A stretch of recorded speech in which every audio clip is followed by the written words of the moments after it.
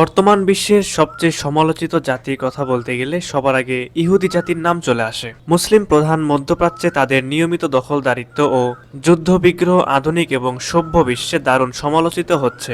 একই সাথে কয়েকশো কোটি মুসলমানদের প্রধান এবং প্রকাশ্য শত্রু হলো ইহুদি। ইদানিং মুসলিম বিশ্বের অধিকাংশ দুর্ভোগের জন্য প্রত্যক্ষ বা পরোক্ষভাবে ইহুদিদের দায়ী করা হয়। এর পেছনে যেমন আছে ইহুদিদের সুদীর্ঘ ইহুদি রাষ্ট্র গঠনের প্রচেষ্টা, একই সাথে রয়েছে পুঁজিবাদী বিশ্বের প্রত্যক্ষ মত।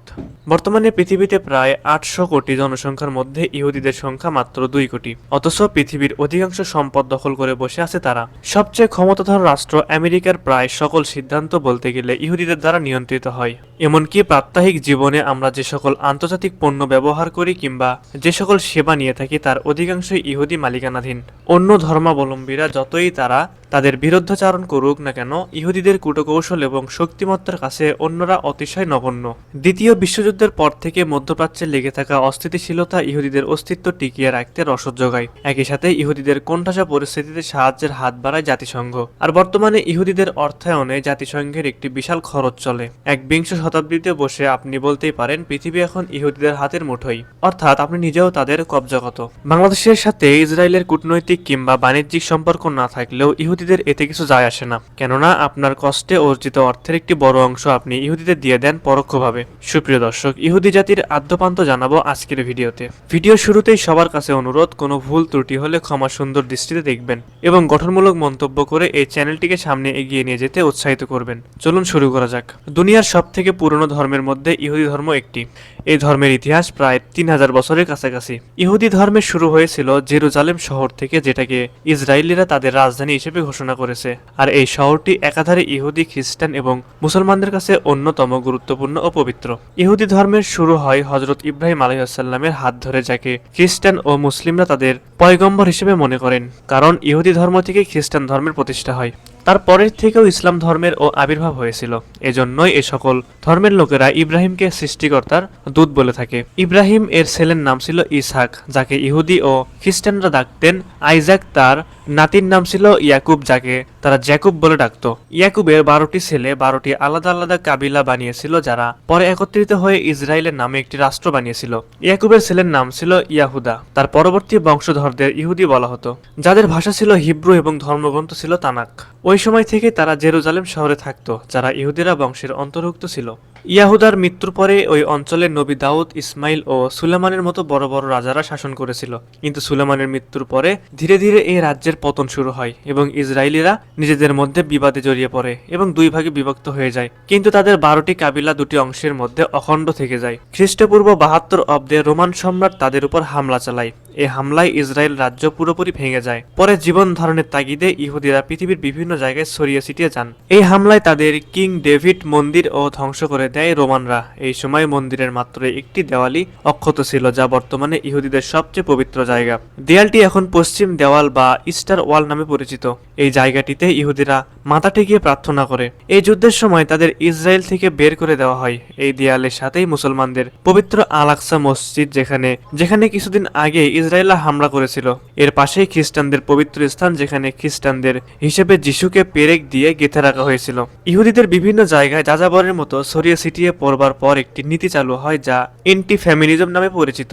সারা পৃথিবীর মানুষ বিশ্বাস করতে শুরু করে যে ইহুদিরা সবচেয়ে চালাক জাতি, তারা মানুষকে ধোঁকা দেয়। তাদের অধিকাংশ ইউরোপ ও আমেরিকাতে বসবাস শুরু হলো। ইউরোপের বিভিন্ন দেশের সেনাতে যোগ দেয় তারা, কিন্তু তাদের পোশাকে এক ধরনের চিহ্ন ব্যবহার করা হতো, যাকে ডেভিডের চিহ্ন নামে বলা হতো, আর এতেই চেনা যেত ইহুদি সেনাদের। এই ধারা চলমান ছিল থিওডল হার্জিলের সময় পর্যন্ত, যাকে ইসরায়েলের সবচেয়ে বড় নেতা বলা হয়। থিওডল ভিয়েতনামে একজন সমাজবিদ হিসেবে কাজ করতেন, কিন্তু ইহুদি বিদ্বেষের কারণে তাকে জায়গাটি ত্যাগ করতে হয়। এরপর তিনি ফ্রান্সে চলে যান এবং সাংবাদিকতা পেশায় যোগ দেন। 1890 সালে রাশিয়া ও ফ্রান্সের মধ্যে একটি যুদ্ধ শুরু হয়, যাতে ফ্রান্স হেরে যায়। এর কারণ হিসেবে এক ইহুদিকে দোষারোপ করলো, কিন্তু হার্জিলের কাছে খবর ছিল যুদ্ধের হারের কারণ ছিল ফ্রান্সের সেনারাই। এরপর তিনি ইহুদিদের নিয়ে সুইজারল্যান্ডে গিয়ে একটি সংগঠন গড়ে তোলেন, যার নাম ছিল ওয়ার্ল্ড চাইনিজ কংগ্রেস, যার মূল উদ্দেশ্য ছিল সকল ইহুদিদের একত্র করে একটি দেশে গঠন করা। আস্তে আস্তে এই সংগঠন শক্তিশালী হয়ে ওঠে। 1904 সালে হার্জিলের মৃত্যুর পর 1914 সালে প্রথম বিশ্বযুদ্ধের সময় ব্রিটেনে ইহুদিদের সাথে একটি চুক্তি করে। চুক্তিতে বলা হয় যদি ইহুদিদের সহায়তায় ব্রিটেন অটোমানদের হারাতে পারে, তাহলে জেরুজালেমকে তাদের একটি স্বাধীন দেশ হিসেবে হস্তান্তর করা হবে। কিন্তু যুদ্ধে জয় পেলেও তারা কথা রাখেনি। তবে এই যুদ্ধের আগে শুরু হয় আলিয়া হচ্ছে সারা বিশ্বের ইহুদিদের জেরুজালেম আগমন, যা এখনো অব্যাহত আছে। ইউক্রেন আগ্রাসনেও সেটি লক্ষ্য করা গেছে। ইহুদিবাদী ইসরায়েল দেশটিতে ইউক্রেন থেকে ইহুদিদের স্থানান্তর করেছেন। এরপর 1939 সালে শুরু হয় দ্বিতীয় বিশ্বযুদ্ধ। এই যুদ্ধ ইহুদিদের ইতিহাসে এক নতুন যাত্রা যোগ দেয়। রাশিয়া এবং আমেরিকা তাদের বহু পুরনো বাসনা পূরণ করে। 1946 সালে তারা প্রস্তাব রাখে, যেহেতু জেরুজালেমের 3 ধর্মের জন্য গুরুত্বপূর্ণ স্থান, সুতরাং ইহুদিদের ফিলিস্তিনের একটি অংশ দিতে হবে। এ সময় ফিলিস্তিন ব্রিটিশদের একটি উপনিবেশ ছিল, যেমন ছিল ভারতবর্ষ। এর বিনিময়ে তাদের স্বাধীনতা দেয় ব্রিটিশরা, কিন্তু চারপাশে অবস্থিত আরব দেশগুলো মেনে নিতে অস্বীকার জানায়। তারা জানায়, যেহেতু মুসলমানরা ইহুদিদের উপর কোনো অত্যাচার করেনি, সেহেতু তাদের জমি দেওয়ার কোনো প্রশ্নে আসে না। আর ফিলিস্তিনিদের স্বাধীনতা তাদের অধিকার, তাদের কোনো জমি দিতে হলে তা ইউরোপকেই দিতে হবে। এরপর পুনরায় প্রতিষ্ঠিত হয় ইসরায়েল রাষ্ট্র, যার ফলস্বরূপ 1967 সালে আরব দেশগুলোর বিরুদ্ধে যুদ্ধে জড়ায় ইসরায়েল। এতে তারা জয়লাভ করে এবং আস্তে আস্তে ফিলিস্তিনিদের ভূমি দখল করতে থাকে। বর্তমানে ইসরায়েল পশ্চিমাদের মধ্যে প্রতিনিয়ত দখল করছে ফিলিস্তিনিদের ভূমি। ফিলিস্তিনি ভূমি জোর করে দখল করে ইসরায়েল রাষ্ট্র গঠন করার পর থেকে ফিলিস্তিনিরা তাদের অধিকার আদায়ের চেষ্টা করে চলেছে। 1964 সালে ফিলিস্তিনের স্বাধীনতা আন্দোলনের সক্রিয় সংগঠন প্রতিষ্ঠার পর থেকে ইয়াসির আরাফাতের নেতৃত্বে দীর্ঘদিন স্বাধীনতার জন্য লড়াই করছে ফিলিস্তিনিরা। ইয়াসির আরাফাতের ইন্তেকালের পরও এখনো স্বাধীনতার জন্য জীবন দিয়ে চলেছে স্বাধীনতাকামী ফিলিস্তিনিরা। আমেরিকার মত ইসরায়েল এখন এতটাই শক্তিশালী যে সমগ্র মধ্যপ্রাচ্যে ইসরায়েলের রয়েছে একচ্ছত্র আধিপত্য। মুসলমানদের শক্তি হিসেবে বর্তমানে ইসরায়েলকে চোখ রাঙিয়ে আসছে ইরান। আর তাই ইরান ইসরায়েল এখন এক রণাঙ্গনের নাম। বিশেষজ্ঞরা বলেছেন, সেদিন খুব বেশি দূরে নয় যেদিন বিশ্ব মানচিত্র থেকে ইসরায়েলের নাম আবার মুছে যাবে। তবে সেটির জন্য দরকার মুসলমানদের ঐক্যবদ্ধ সংগ্রাম ও মুসলিম রাষ্ট্রসমূহের মধ্যে একতা। সত্যিই কি মানচিত্র থেকে মুছে যাবে ইহুদি রাষ্ট্র ইসরায়েল? এখন শুধু অপেক্ষার পালা।